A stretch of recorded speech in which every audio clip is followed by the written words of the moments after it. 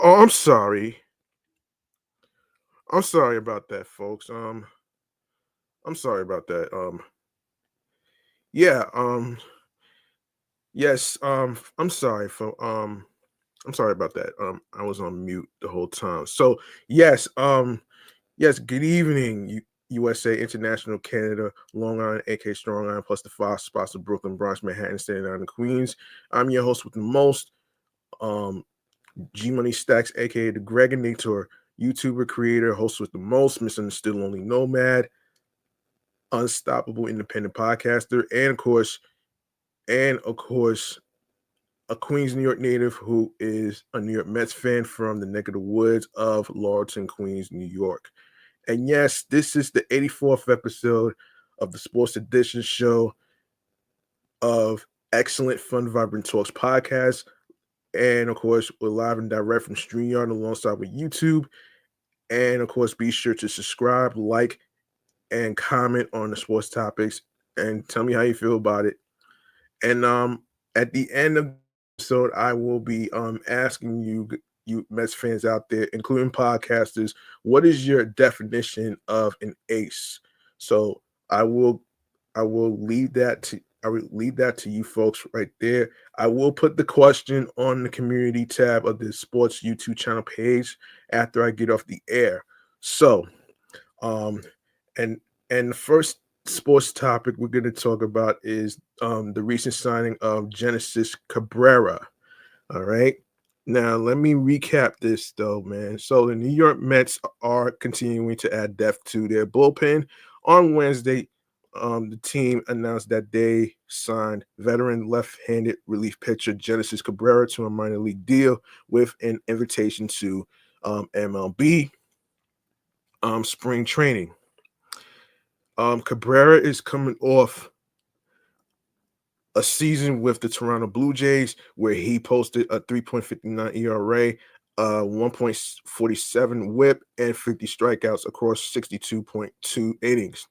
That's 69 appearances, folks. Toronto removed Cabrera from their 40-man roster earlier in the month and assigned him to AAA Buffalo.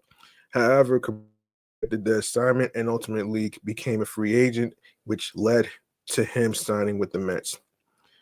Cabrera, age 28, some success with has some success in the big leagues in the past, but struggles with his command.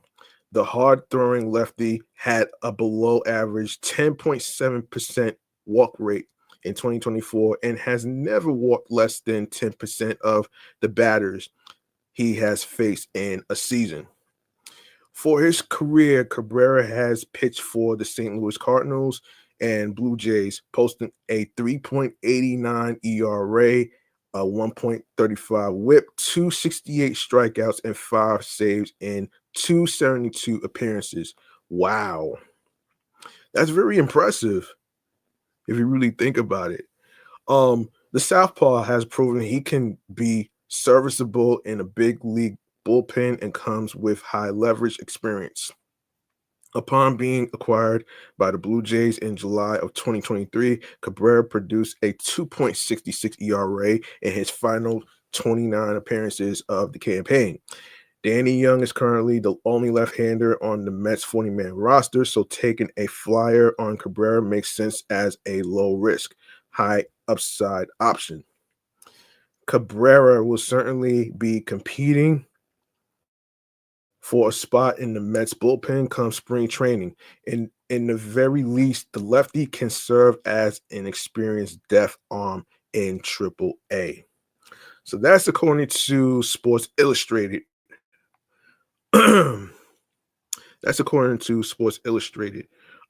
Next, what we got coming up next is let's see. Now, I want to explain to y'all the meaning behind the word deaf because you hear the word deaf when it comes to baseball, right? But let's learn about what that means. All right. So the definition of deaf is the situation in which a team has two or more qualified players who can fit in at any playing position except pitcher. The bench strength strength of a baseball team. And um, an example, Earl Weaver referred to a superior bench as deep depth. Number t- and incomprehensible scouting jargon related to the break on a breaking pitch. Um, Brandon Clausen's knockout pitch is a quality slider with excellent two plane depth. So that's the definition of what depth is. And the reason why I brought this up is because getting into we're going to be getting into the New York Mets depth chart of 2024 and what happens in 2025. So we're going to get into that right here. So let's get hold on a minute here.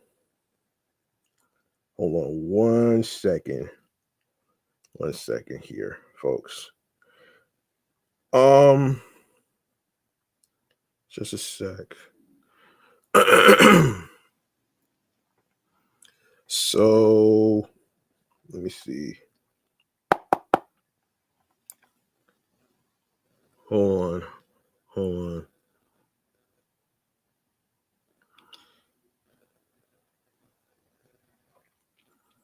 Hold on 1 second.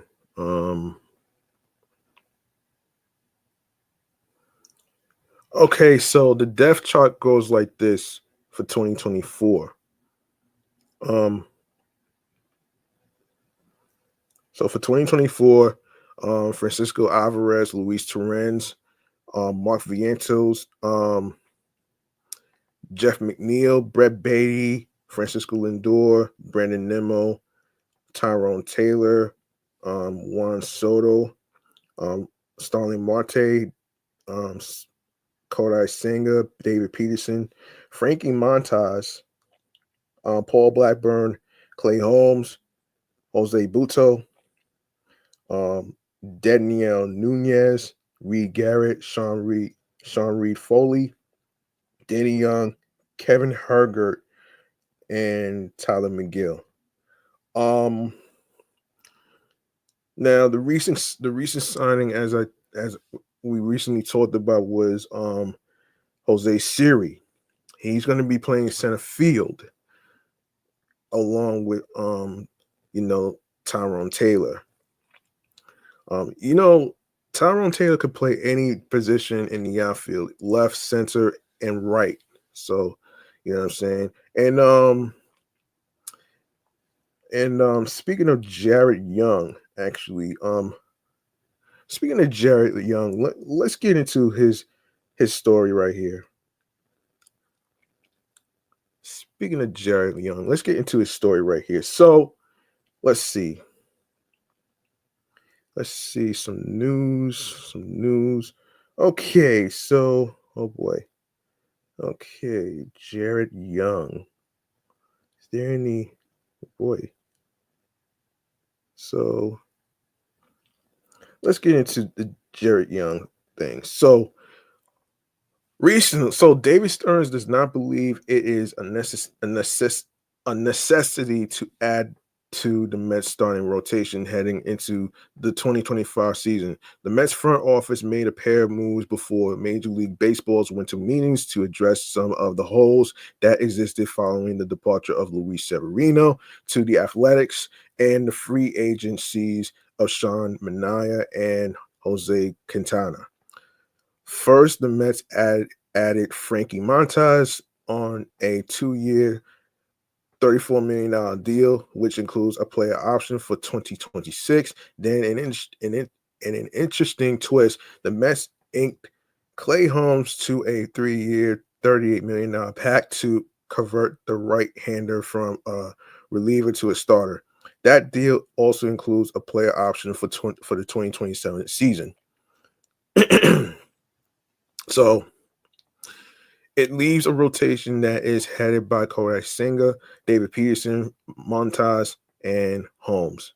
Stearns' comments suggest that he is okay with either Tyler McGill, Jose Buto, or Paul Blackburn filling in the back end of the rotation. But The Mets president of baseball operations did suggest the team could continue to strengthen the unit heading into the season.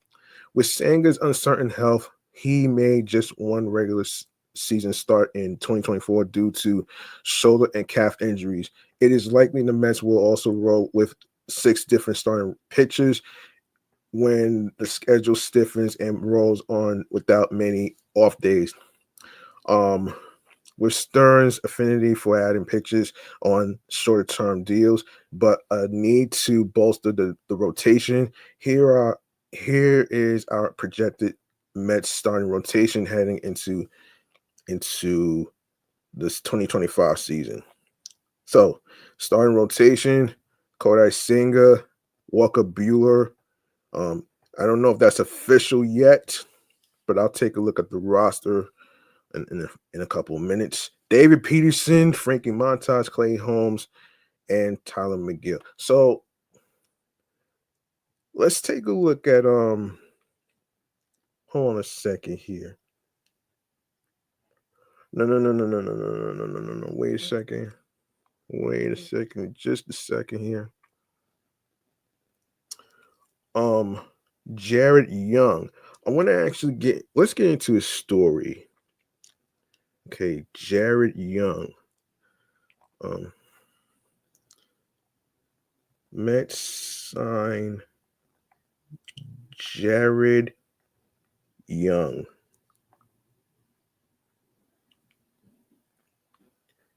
Okay.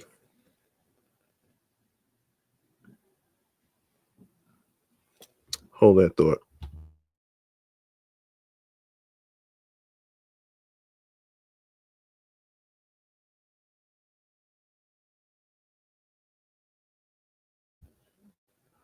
All right, so here's a story about Jared Young. For those of you who may not know who he is, so the Mets continue adding to their collection of roster on Monday, signing infielder Jared Young to a major league contract. He'll compete for a spot in camp.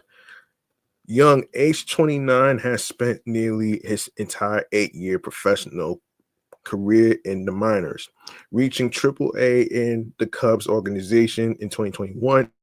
Most of his time at that level ever since. This past summer, Young played 38 games in Korea, where he batted 326, 420, 660. He owns a 268, 367, 485 slash line over 310 career games at the AAA affiliates of the Cubs and Cardinals. Young does have 22 career games in the majors, all for the Cubs between 2022 and 23. He's produced a 725 OPS in limited time at the highest level. Mostly a lefty hitting first baseman and corner outfielder, Young boasts professional experience at 6 positions, including significant work at second and third base. He profiles as a potential bench bat for the Mets, who have plenty of outfield depth following the Juan Soto signing, but are thinner on the dirt. The Mets could also option Young to the minors, despite his major league contract. His situation will depend in large part on who else the Mets sign this winter, as well as how prospects like Ronnie Mauricio and Luis Angel Acuna fare this spring.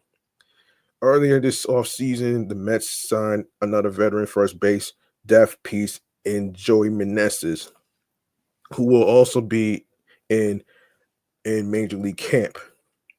So that's pretty good so far, man. You know what I mean? That's pretty good so far. And look, I want to address this though, man. You know what I'm saying? There are some Mets fans, not all Mets fans, but some of them a little pessimistic, and because the because they don't get the flashy names that they're familiar with. But that's not always the case, man. That's not always the case. So I feel like this. I trust David Stearns in the process and stuff. You know what I'm saying? Because at the end of the day, I watch most of his interviews from when he was featured in the Meet at the Apple podcast episode where he talked about how the process of recruiting pitchers, batters, and stuff like that. All that shit takes time, man. Look, it may not be the flashiest name whatsoever, but it doesn't matter. That shit doesn't matter. And as a Mets fan, I don't care if it's a flashy name or not. I don't really care. As long as you're getting starting pitching and some relievers and stuff like that, that's what matters to me. All right. So that's just how I feel about that though, man. I'm not worried about flashing names. I'm worried about how you can get everything done. It may not be overnight, but you know, take all the time you need because you only got 99 days till um till baseball game starts. I just wanted to put it out there. Um so yes. Now, as far as the Pete Alonso situation, let's talk about that though, man, because it hasn't really been talked about as much during the Juan Soto sweepstakes. Let's see. Let's see. Let me see. Let me see. Um, so let me see. David Stearns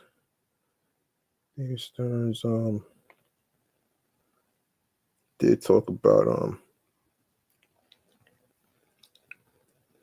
um yeah, David Stearns did talk about Pete Alonso a bit though, man. I'm gonna go over his interviews and on SNY. So let's get into it right here. So according to Yahoo Sports, SNY Steve Gelf speaks with Mets president of baseball operations, David Stearns, about what type of research goes into giving a player a contract valued at over $700 million and the future of Pete Alonso in New York. Let's get into it here. It's more to where that came from. And yeah, it's just I don't want to get copy strike. So I don't want to get copy striked for all this. So I want to actually make sure that I want to make sure I don't get copy strikes. Find a way to actually talk about this. So okay, so I'm gonna actually get to it in a sec. Hold on a sec. I'm gonna find another website to talk about this.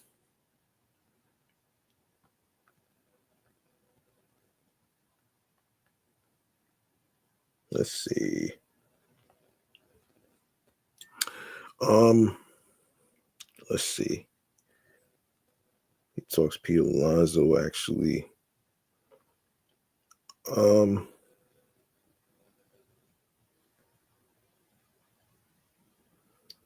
Wait a minute here. So, um, okay, so David Stearns, according to Mesmerize Online, spoke with the media Monday at the winter meetings in Dallas, a day after his team reportedly signed Juan Soto to the largest contract in professional sports history. However, with the club not ready to confirm the contract, attention turned to what the Mets might do next. So the polar bear, Stearns was asked if there is room in the budget to bring back free agent first baseman Pete Alonso. The Mets president of baseball operations confirmed they would love to have Pete back and made it clear there would be no financial restraint And he said, and quote, I think our ownership has consistently demonstrated that there's going to be resources when we need them, Stern said. Is the ability for us to make baseball moves when we think that they are there to improve the team. And he was also asked about Vientos and Beatty. the con- the conventional wisdom has been that if the Mets don't bring back Alonso, Mark Vientos could shift to first base, and someone could replace Vientos at third base. However, Stearns said that his current outlook is the status quo. Now, look, I'm not a big fan. I'm not a big fan of moving Mark Vientos to first base. I mean, he did play first base, but he didn't really play a lot of games at first base though. But this year he was trying to actually improve um some plays at third base, even though he missed a couple catches. It doesn't matter because look, it doesn't matter because Mark Vientos is a better player than Brett Beatty. How many times do we have to give Brett Beatty a chance when he didn't earn shit? Okay. He didn't earn shit though. Like if you really think about it though, man, like he hasn't really shown he hasn't really shown as much depth as far as like, his confidence and stuff like that. And as far as like, the interview that Brett Beatty did with Steve Gelfs during the wintertime, he talks about how he holds the bat because he had an issue with a recent minor injury that he had or major injury he had. I forget what that was. But at the same time, man, at the same time, I don't know if Brett Beatty's going to be in the 40-man roster anyway, because number one, he's already in the minors, so it doesn't really matter to me. So, you know what I'm saying? But we have to wait and see what happens. So this whole thing with Brett Beatty will be to be determined. Until everything's confirmed, I'm not gonna say much. So Mark did a tremendous job for us at third, Stern said. We're very comfortable with him there, and certainly as of now, we see him as our third baseman. While Vientos certainly made strides at the hot corner, the 24-year-old still graded poorly with a -7 OAA in 2024, the sixth percentile in fielding range. Okay, let's look at what the hell is OAA? Like, what the hell is that, man? This is very new to me.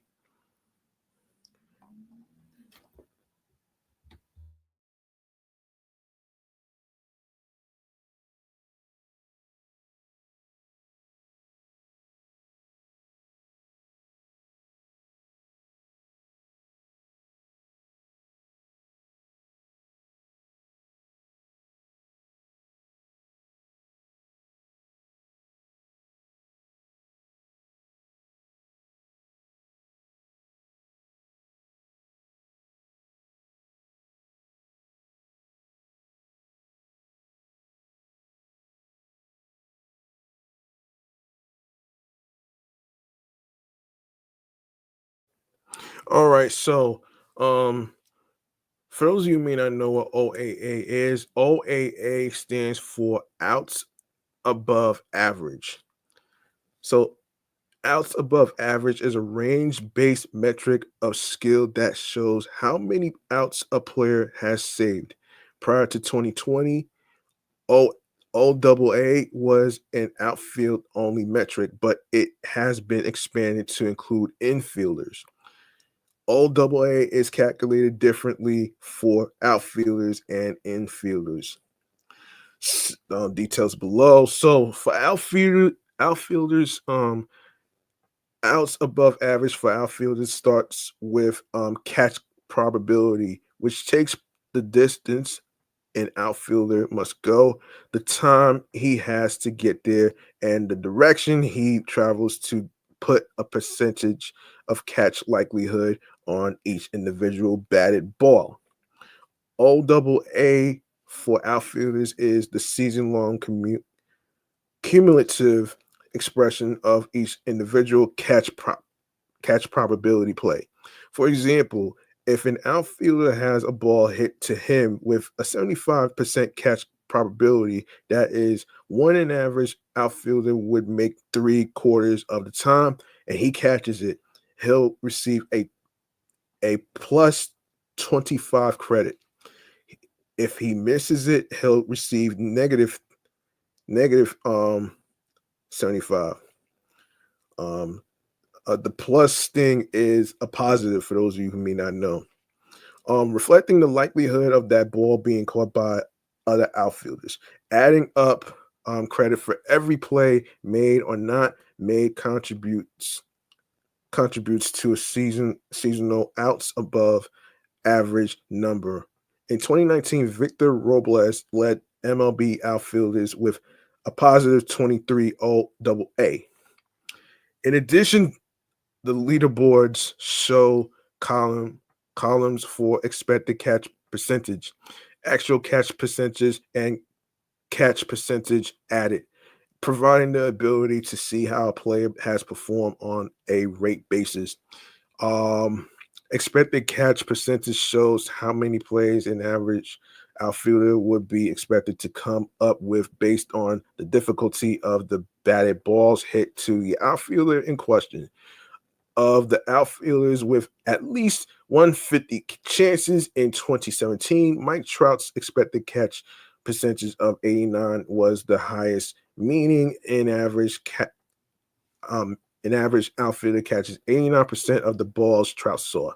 Um, this shows he got the least challenging opportunity sent his way, while Nori Chika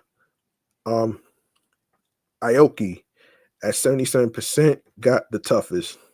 Um, Actual catch percentage shows the production of the actual fielder on the balls hit his way. Given the difficulty of batted balls, Trout would be expected to make the catch 89% of the time, but in actuality, he made the catch 88% of the time. Catch percentage added shows the difference between the expected and actual numbers. For example, Hayward and Ben Gamel, former Met, were each given the same difficulty of opportunity, being expected to catch 86%, but with an actual catch percentage of 90. Hayward added 4 points of value. Meanwhile, Gamel's actual catch percentage was 83. So he subtracted 3 points of value. Hayward was 7 points more valuable on a rate basis than Gamel. And positive 18 outs above average on a cumulative basis. Now, for infielders, outs above for infielders takes the following factors into account: how far the fielder has to go to reach the ball, the intercept point, how much time he has to get there, how far he then is from the base the runner is heading to. On force plays, how fast the batter is on average. A runner's average sprint speed is used in the calculation rather than his sprint speed on that. For new players with no data, a league average 27 feet um, slash seconds scored is used once the player qualifies for the leaderboard. All of his previous plays are reruns, excuse me. So the StatCast technology allows us to follow, no, excuse me. allows us to know exactly where each fielder stands, which is helpful in a baseball world where shifting and out of position defenders are commonplace. What that means is that every tracked play is accounted for, regardless of if the third baseman is standing in his regular spot at shortstop or in short right field. It allows you to know exactly how far and how much time, regardless of shifts. It allows for an all double A breakdown by fielder role. For example, Nolan Arenado was positive 17, all double A in 2019, all coming as a third baseman because he played every single inning of his season at third base. But that doesn't mean he was always standing at third base due to shifting. Arenado's positive 17 actually breaks down into positive 14, all double A, where third basemen typically play, and positive 3, all double A, where shortstops play. Javier Baez led all infielders with positive 19, all double A in 2019. His breakdown positive 17. So, sorry about the loud cars, folks. Yeah, positive 17 where shortstops typically play, and positive 2 where second baseman play. And even though the technically was never listed on the lineup card as a second baseman in 2019. So that's the breakdown of all double A. All right. Now, where were we? The old double A stuff. The old double A stuff, man. Hold up. The old double A stuff, man. Hold up. Where were we? Um, let's see.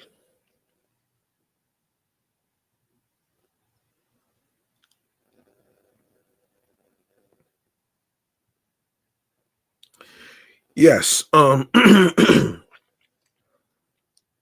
old double A. Yeah. And with the long-term signing of Soto, there could be an eventual logjam at first if the team decides to move Soto there or keep him as a designated hitter. When asked about Brett Beatty, Stearns commented the former first round pick did a great job creating some positional versatility for himself. We feel comfortable with him at second base. I think he has the ability to flex into the outfield if we need him to do that. Pitching. Very important. The Mets handed out major league deals to Frankie Montas and Clay Holmes earlier this offseason, needing to replace innings in the starting rotation pitched by Luis Severino, Sean Manaea, and Jose Quintana. While the Mets may sign another major league free agent starting pitcher, that isn't necessarily guaranteed.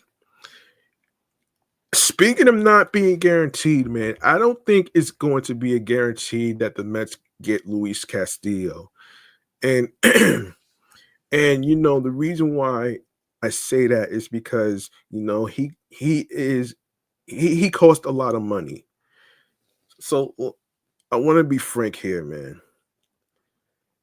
From what I've been hearing from a fellow podcaster from Locked On Mets podcast, Ryan Finkelstein, the way he explained it in depth detail in regards to Luis Castillo is that if they were to go through that route, they would have to give up some prospects, which I'm pretty sure that the Mets don't want to give up any prospects as far as Jet Williams, Drew Gilbert, Luis Angel Acuna, and Carson Bench, and all the other prospects whatsoever, and Brandon Sproat. Don't touch any of these guys, man. Don't touch any of these guys, man. You know what I'm saying? Yeah. All right. So, in quote, for what Stearns is saying is, I think we have room for that. I don't think it's a necessity. Stearns said, we're going to continue to evaluate the market where we see an opportunity to bring in players that we think are going to make us better. We're certainly going to pursue that. Um, but whether it's through free agency or trade pitches or position players, Stearns still acknowledges plenty of work remains. We've got a lot of conversation ongoing, Stern said. I think this has the potential to be for the industry a pretty active winter meetings, and that's a good thing. So no matter what happens in the next 3 days, Juan Soto will still be the headline. However, it remains to be seen who will join the newest Met in Queens. So this is a wait and see. He was also asked about Ronnie Mauricio too. He was also asked about Ronnie Mauricio. Hold on, if I could find it.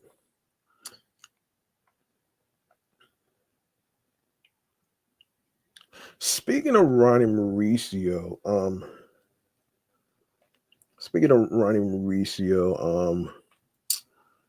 if I could find it.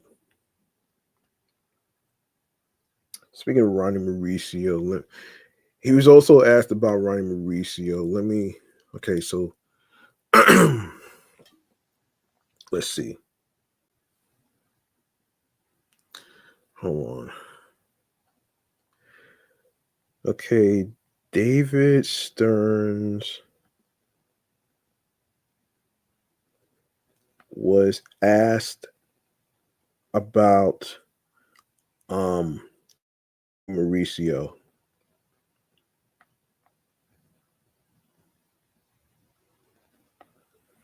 He was asked about Ryan Mauricio. So I want to touch on that too.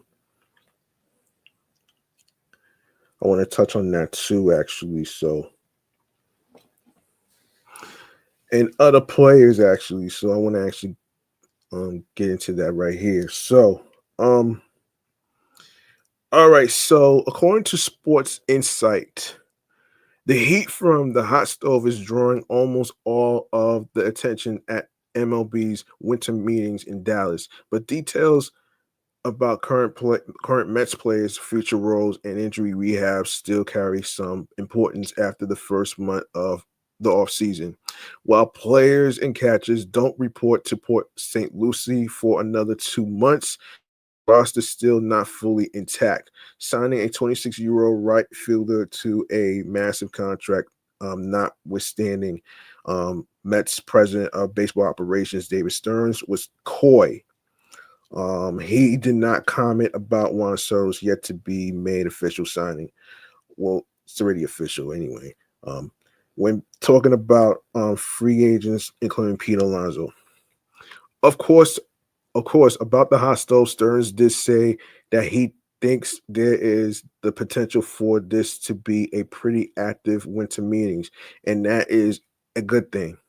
Just the volume of conversation, both leading up to this week and the types of conversations that seem to be ongoing in the industry this week. He said when asked why he thinks there could be a decent amount of activity.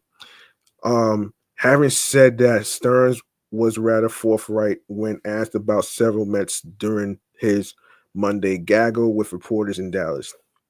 So he was asked about Ronnie Mauricio's injury rehab.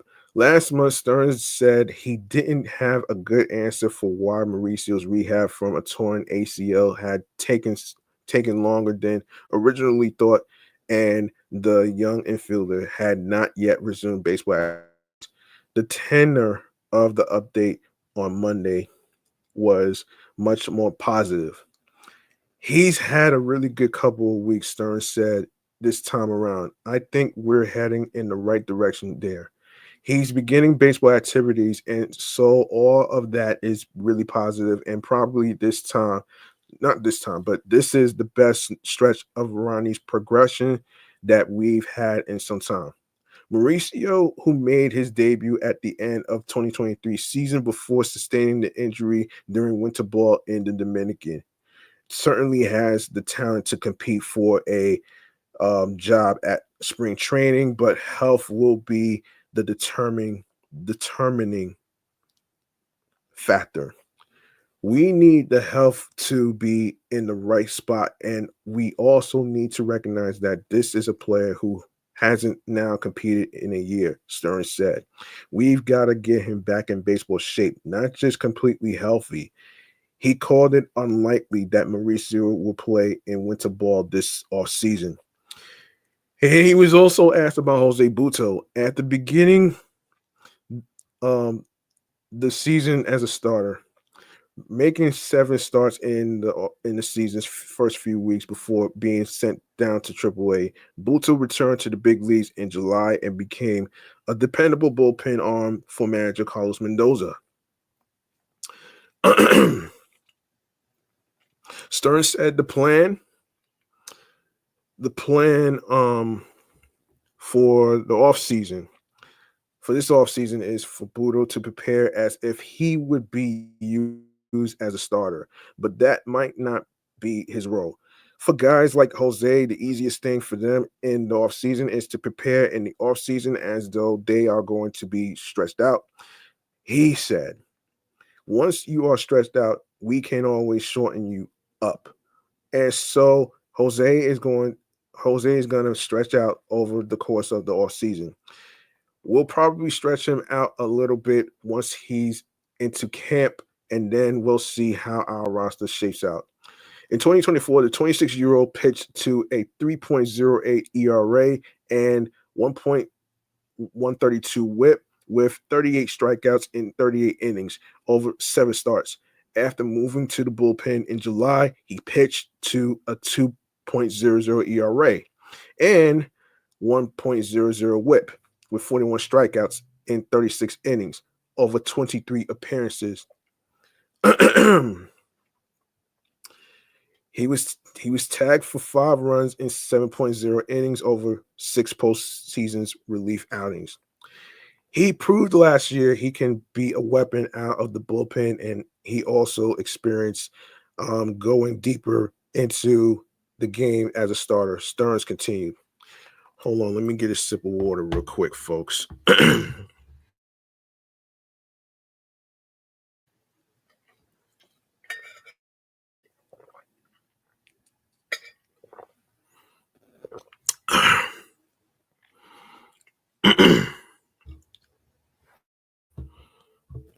um,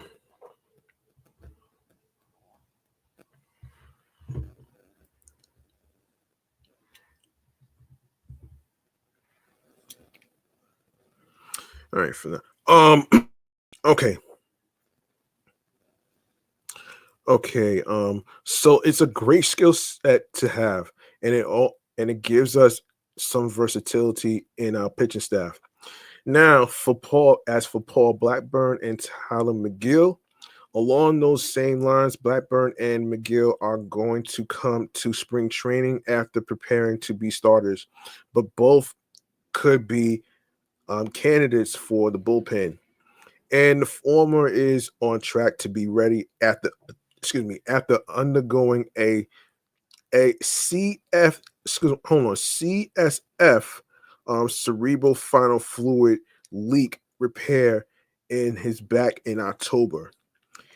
He is recovering well. That obviously is a unique injury in baseball, but so far everything is going well, Stearns said. He is on track to have a relatively normal normal spring training and on track to be available on opening day. The president of baseball ops still envisions Blackburn as a starter, but it depends on where the Mets are as March turns to April and they decide how they want to approach setting up their rotation. Center field platoon. As of now, Stearns sees Tyrone Taylor and the newly acquired Jose Siri, which I talked about in the last episode of this podcast, as both seeing time in center field. With Siri and Tyrone, we have two guys who are really talented defenders, can impact the game in a variety of ways, he said. I'd imagine over the course of the year, they are both gonna see significant time out there. Tyrone also has the ability of moving to the corners and playing very quality defense in the corners. So we'll see where that shakes out, but I'm really happy to have two premium defensive center fielders going into the season. Brett Beatty as a utility man. While Alonso remains a free agent, Stern said the club still views Mark Vientos as the third baseman. For Beatty, who began last year as the team starter at the hot corner before struggles sent him to AAA for the remainder of the campaign, his path to the big leagues could be about versatility. Brett did a great job last year of creating some positional versatility for himself. Stearns said, "We feel comfortable with him at second base. I think he has the ability to flex into the outfield if we need him to do that." I think Brett has done a really nice job of giving himself some options in different ways he can impact the team. Stearns said that Beatty's ability to play multiple positions is a very valuable skill set to have, and that he could potentially fill the role of utility man on the roster, on the Mets roster. Okay, so let's see. What else? What else? What else? Yeah, so Carlos Mendoza. Um Hold on, let me see. Carlos Mendoza. Yeah, here we go. Yeah, here we go.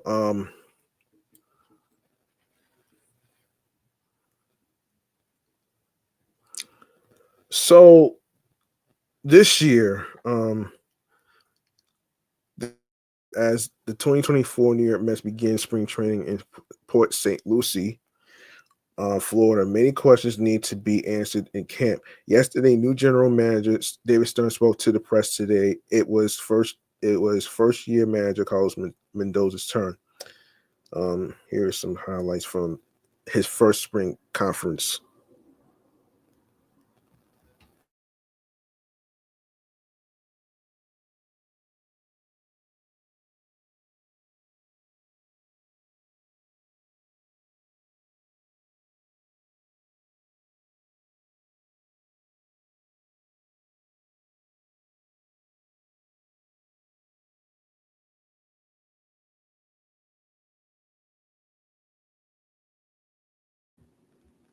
All right, so his first spring as manager. To start, Mendoza said it is an honor and a privilege to put on the Mets uniform as a manager for the first time. He wants the players to know that they must care for each other and that he's all about preparation and details.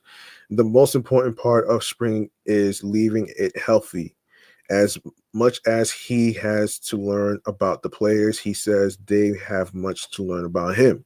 Mendoza also touched on of Mets fans. He said he knows what he signed up for and expressed how he wants to win as much as the fans want. We have high expectations here, and Mendoza feels that David Stearns did a good job building the team and bringing in the depth pieces. Mendoza agreed with Stearns' comments about the team being a championship caliber. He says that together, their goal and expectation is to bring home a championship. Um, fundamentals.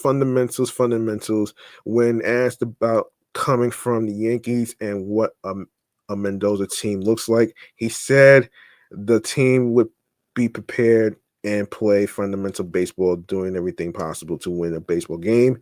Details and fundamentals have been a problem for the Mets in recent years, resulting in some of their recent playoff exits, like the 2015 World Series.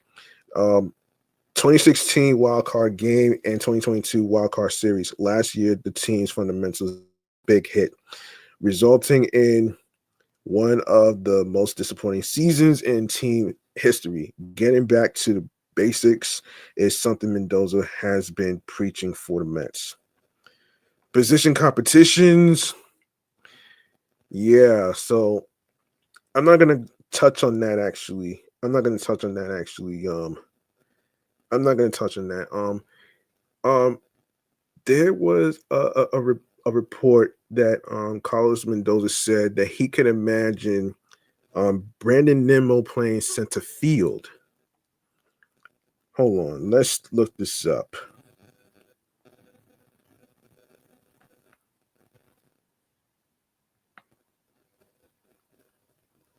He can imagine Brandon Nimmo in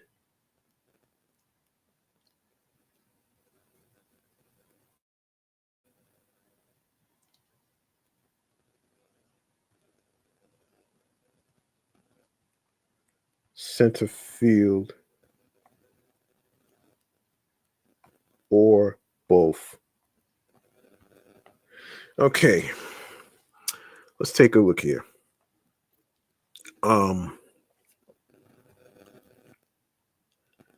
Because he has the let me see.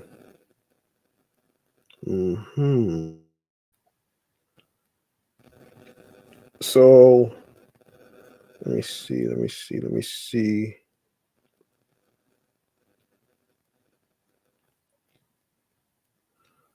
Newsday. I can't even. I can't even look at that. Let's see. Let's see. Let's see. Let's see. Let's see.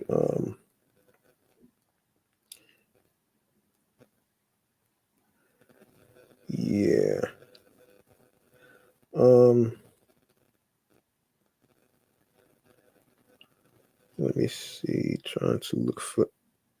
So. Let me see. Let me see. Let me see. Um.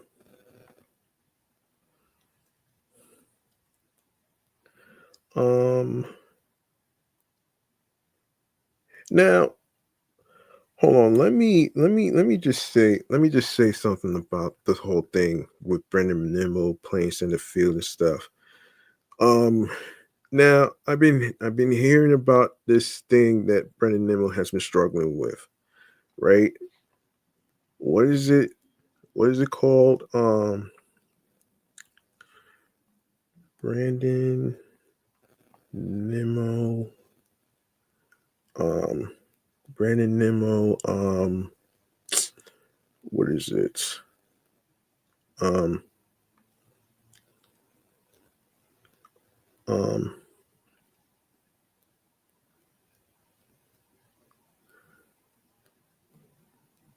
what is it? What is it? Foot injury? Was it foot injury? Something like that? Fasciitis? Something like that? Hold on. Let me just look this up. Let's look this up, man.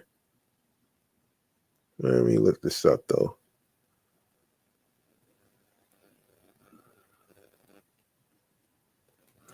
Now, I don't know. So, now I don't know if I could imagine Brandon Nimmo playing on center field because, look, I've been hearing this term. Something I never learned when I was taking health class. So here's what's going on here, man. So the New York Mets outfielder is dealing with a painful injury.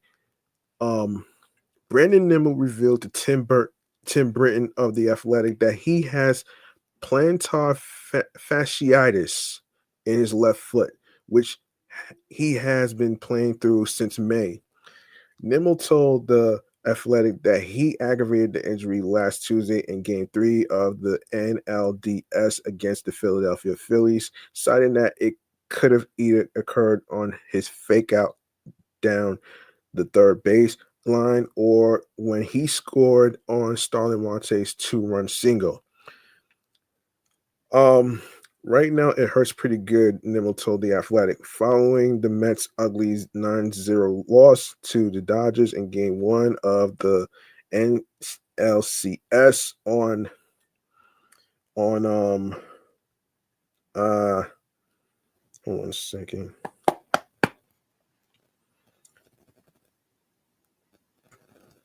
Damn. 1 second.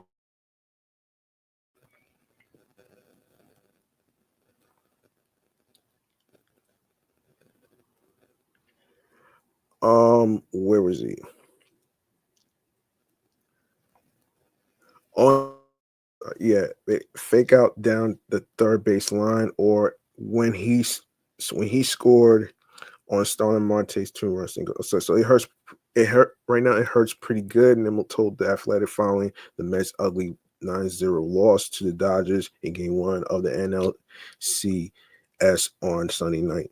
The second to last game against Philadelphia, I did something on the field and made it quite a bit worse. When it gets inflamed, it flares up. It's a harder thing to calm down. I didn't know he was 31. Wow. Yeah. The 31-year-old went 0 for 3 in game 1 of the NLCS before being pinch hit for in the ninth inning with the Mets trailing by 9 runs. Well, Nimmo went 7 for 21 in the Mets' first 5 games of the postseason, but has gone 0 for 8. Actually, yeah, 0 for 8, 0 for 8, with 3 walks across his last 3 contests since his last injury worsened. Although the outfielder slugged 23 home runs and drove in a career high 90 RBIs during the regular season. His 224, 327, 399 slash line was well below his normal production. Nimmo says the injury got better between the final game of the NLDS on Wednesday and game 1 of the NLCS on Sunday, but not as much as he hoped. While hitting doesn't bother him as much, running is painful. Um, I think when I really need it, I'm probably not 100%, but I can get going pretty good. Nimmo told The Athletic, but it's uncomfortable.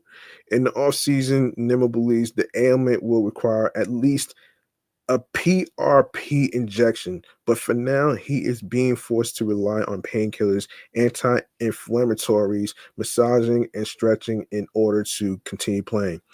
It's the NLCS, Nimmo told The Athletic. You do whatever you can in order to get out there and help in any way you can. Now, I should do a little side note here. From what I heard, hold on 1 second.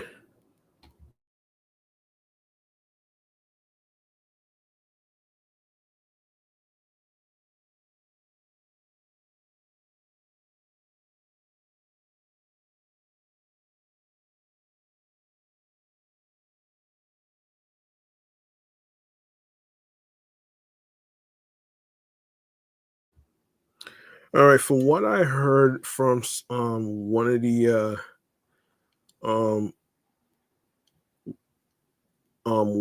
YouTubers who is a podcaster and whatnot, it seems like Brandon Nimmo is actually doing some workouts. He's working out and on other stuff, so hopefully he will be better in due time though, man, for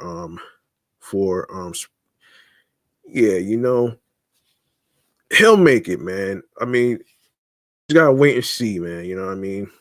And I did see a little thing with the whole Kyle Tucker thing, man. I did see that actually. So let me just do um one quick thing about Kyle Tucker, because there was a particular rumor in regards to Kyle Tucker coming to the Mets. Um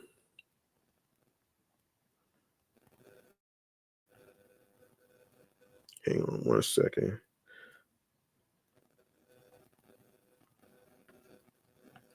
Let's see. Because I want to clarify the whole Kyle Tucker thing once and for all, man. Because there's been a speculation in regards to that actually. So, um, anyway,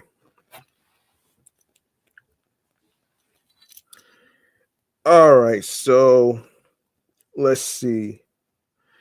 I didn't get a chance to touch on rumor alerts and have that much to talk about as far as anything goes. So, all right. So Cam Rosenthal and Chandler Rome of the Athletic confirmed Houston's interest in Smith, Paredes, and Heel in a report this morning, while also noting that the Astros have interest in Cubs outfielder Seiya Suzuki. Suzuki is a trade candidate in his own right, but club brass has downplayed their interest in moving him.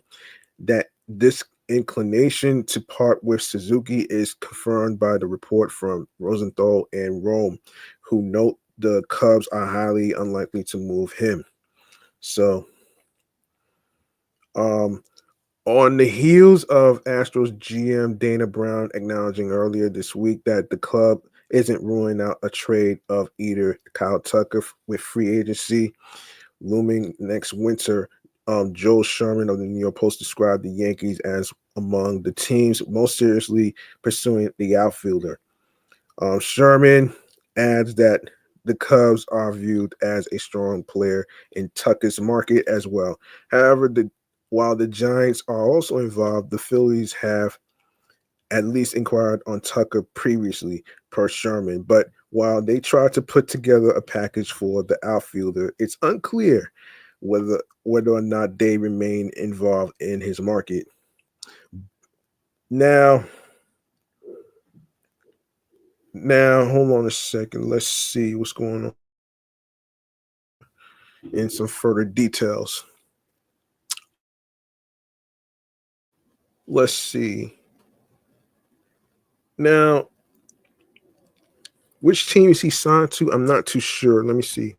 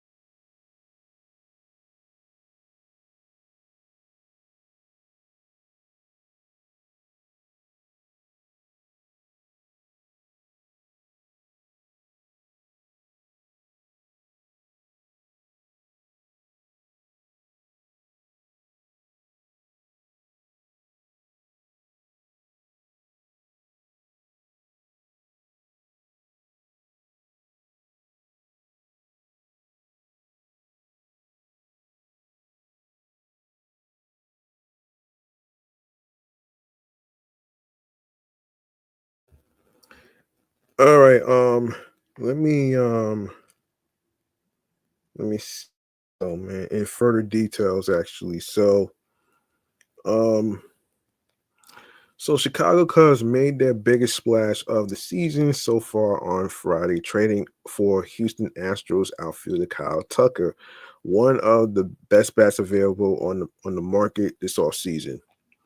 The 27-year-old is set to make around $18 million via arbitration this year before hitting free agency for the first time in 2025. A former Gold Glover and Silver Slugger winner, Tucker will demand an impressive contract if and when he hits the market. The new Cubs star was asked Tuesday whether he would entertain extension talks with the Cubs instead of becoming a free agent next off season. Um, and he wouldn't totally rule it out. I'm always open to talk, see where it leads, Tucker said. I'm always open to that. You never know what the future's going to hold. In terms of that, kind of just see how things progress throughout the next however long and see where it leads us. But always open for talks and negotiations and just kind of seeing what that leads. Definitely Chicago's a great city to play in, a great city just in general, so I'm open to anything. Tucker went on to praise Cubs fans based on his brief Wrigley Field experience with the Astros last season. I'm excited. Last year was the first time I played in Wrigley Field throughout my big league career. At least those fans love the Cubs. Now, obviously, I get to experience it from the home side. Really get to experience the love that the city and the fans show their Cubs, and excited to get out there and start playing in front of them and showing what I can do to help them. Um, I don't think I could have gone to a much better organization than the Cubs. After seeing the deal that Juan Soto signed this offseason, Tucker will almost certainly play out the end of his contract this season. However, if Chicago makes an incredibly lucrative offer, as Tucker said, you never know what might happen. Tucker hit 289, 408, 585 with 23 home runs and 49 RBIs in 78 games in Houston last season. So so this whole notion that and I hear some fans talking about Kyle Tucker coming to the Mets, but that's not gonna happen, man. That's not gonna happen. And I could tell you this though, man. If they went for Kyle Tucker, they would have to give certain players up. Now, mind you, it took the Mets a very long time to build up their farm system. It would not make any sense to actually give up the whole farm for one player. The same way it wouldn't have made any sense for Garrett, because now that he's in Boston, I don't think he is going to become a Met anyway. He's not coming to the Mets. So those rumors are basically off the damn table right now. So that rumor has been debunked. All right. And and you know, and I'll touch base on the Luis Castillo thing, man, in a future episode. But it's not gonna be like I said, it's not gonna be guaranteed. So I'm about to wrap up right now, actually. So that rumor has been debunked.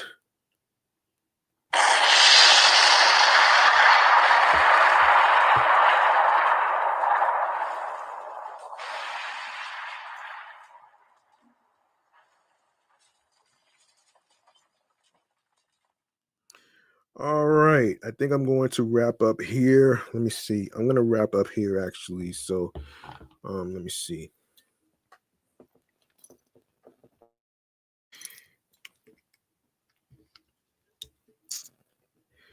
Yeah, we'll wrap up right here, man. Listen, man, I'm gonna get into a very last segment of the night. Very last segment of the night is going to be, I'm sorry, wrong button. Um, okay, last segment is going to be, hang on a second. Stream choices on the go. All right. This is where I inform you where to follow the podcast and where you can stream on streaming platforms and all that great stuff right there. So let's get into it right here. All right, make sure you follow Excellent Fun Vibrant Talks podcast, the sports edition show on with alongside with Instagram and my other podcast shows that I do, which is my entertainment review show. Excellent. No, my entertainment review show is Meticulous Vibe Juice podcast.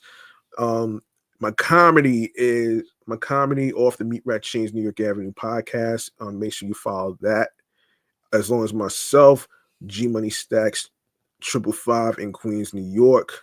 And all that great stuff right there. I did, however, create a Facebook page for the sports podcast right here, but I haven't added the link to it yet. So I want to actually make sure that I add the right one before I even add it to the link tree. So I will take care of that when I get a chance. So there you go, right there, man, folks. I want to let you know where you could follow the podcast, especially on streaming platforms.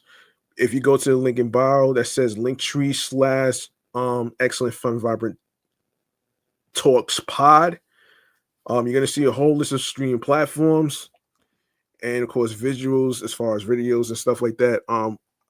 Starting with Audible, Amazon Music, Breaker, Bullhorn FM, Castbox FM, Deezer, Listen Notes, Moon FM Podcast, Overhaul FM Podcast, Player FM, Pocket Cast, Podfriend, Podhound, Podopolo, Podorama, Podcast Index, Podcast Addict, Podchaser, Podverse, Podcast Guru, Podvine, Snip, Spotify for creators, Stitcher, TuneIn Radio, Fountain, Radio Public, iHeartRadio, the number one app where you can listen to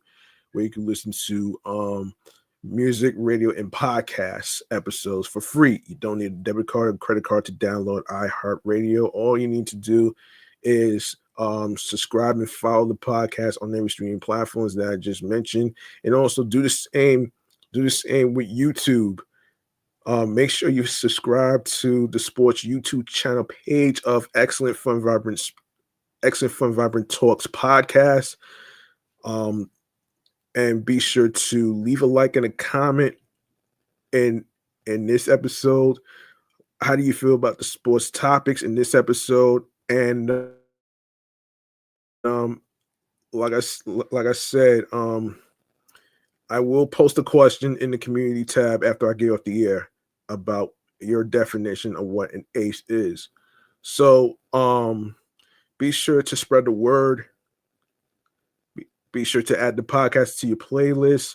Enable alerts so you will know when I'll be on the air via live stream for video podcast episode recordings. And of course, new episodes that's going to be uploaded and posted to the YouTube channel page. And of course, streaming platforms that I just mentioned, wherever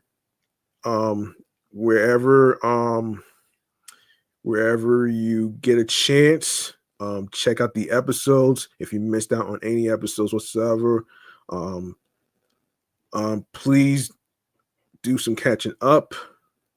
And of course, be sure to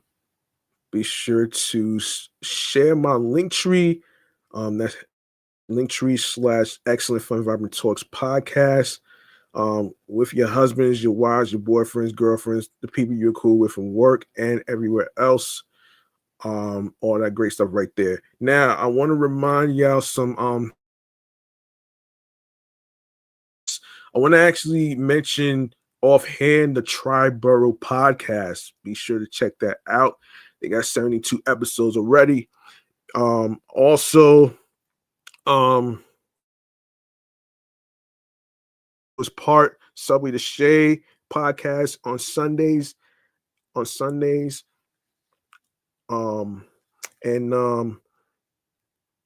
Empire State of Baseball podcast, Shea Station, Locked On Mets with Ryan Finkelstein, Messed Up podcast with Mark and James. Be sure to subscribe to CP's Mets and Knicks YouTube channel for live streams of Hot Stove and the True Mets Talk podcast, the True Knicks Talk podcast, all that great stuff right there. Of course, you can meet the guys at the Apple podcast on YouTube in the New York Mets YouTube channel page. with Vito Calisi and Jonathan Barron, and Future in Flushing. The Sick Podcast, Mets Magic with Jake Brown. Hold on 1 second.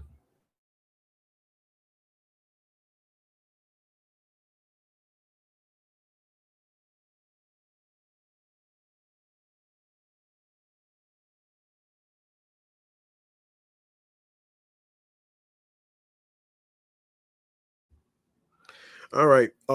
Mets Weekly, the Mets Pod, Mets Podcast, We Gotta Believe, the Call Up and MLB Prospect Podcast, Top Bunk Sports, Cup of Mets, Subway Sports Talk, um, Wardy NYM, a show about the New York Mets, Mets Fix, first time caller, long time listener, um, Laura Albanese, and He Did This to Me podcast, Locked Up Sports, New York Sports Talk, um, Mets Therapy, Digging Weekly, and Digging Deep podcast. Everything New York Giants podcast. That's off baseball topics actually, and and let me see.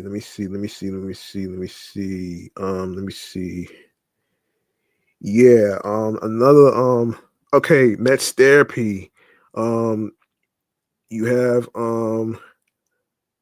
the Locked On Mets postcast and Locked On Mets postcast. Subscribe. Be sure to subscribe to the Locked On Sports New York YouTube channel page where they do post game analysis for each team, whether it's the Jets, the New York Giants, New York Yankees, the New York Mets, and the New York Knicks. And let me see, Mets Central. Let me see if I've covered that. And Locked On Sports Today, 24/7 stories in the NFL and NBA, MLB, NHL, and NCAA. Why am I a Mets fan? You can also check out National League Town, a Mets podcast, the Rico Bronya podcast by WFAN's Evan Roberts. All right, talking baseball, I'm right. Offside of baseball is football. You can even catch it on my 9 at 12 p.m. on the weekdays. Unapologetically Angel. Make sure you tune into that. So sure to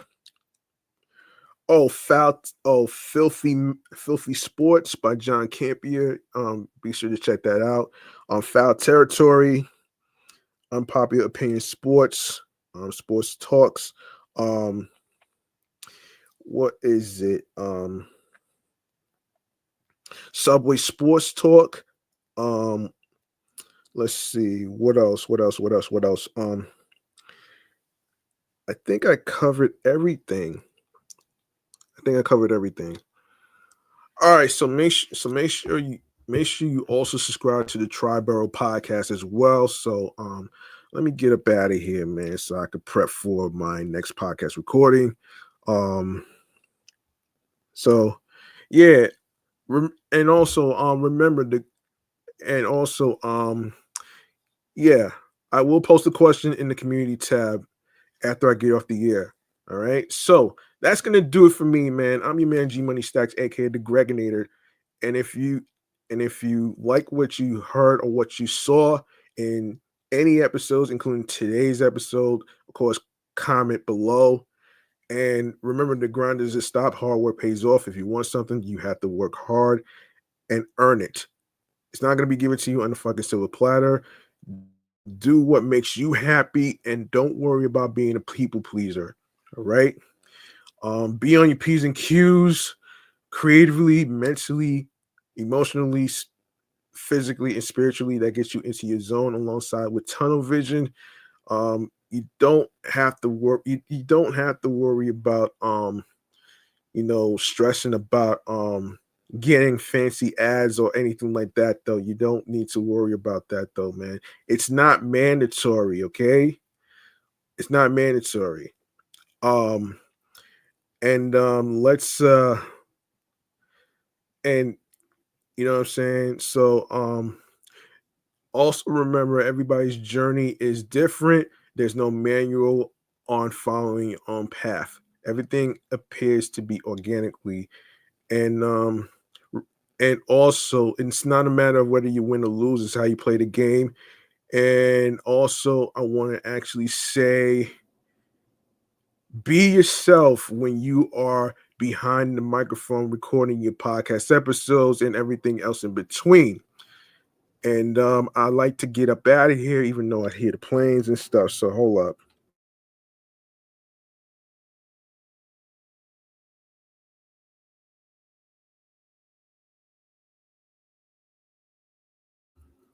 Yeah, yeah, as I was saying before, man, be yourself behind the microphone while you are recording your podcast episodes, and everything else in between. Don't worry about pleaser. You all you need to do is just kill the fucking noise of the stupid haters, okay?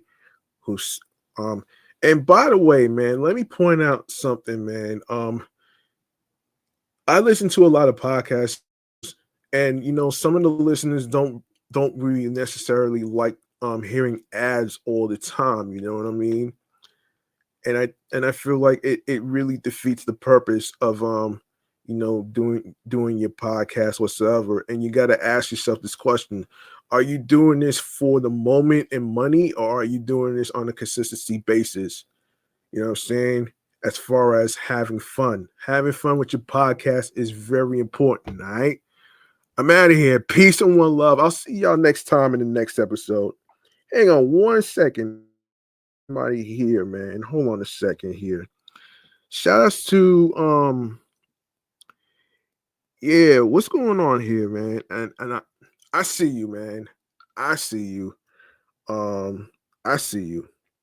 So um, all right, I'm about to get up out of here, man. Peace and one love. I'll see y'all next time on the flip side with new sports topics and regarding the Mets and anything else that comes up. I will see you here. Peace. Good night, everybody.